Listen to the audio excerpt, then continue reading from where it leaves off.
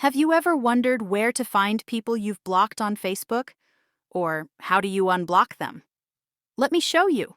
Quick and simple. I will show you where you find your list of blocked people.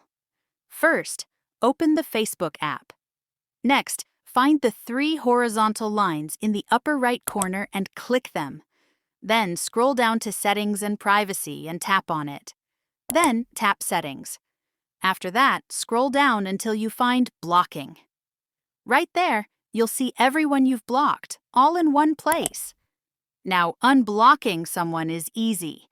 Just tap Unblock next to their name and confirm it. Now they'll be able to see your profile and message you again.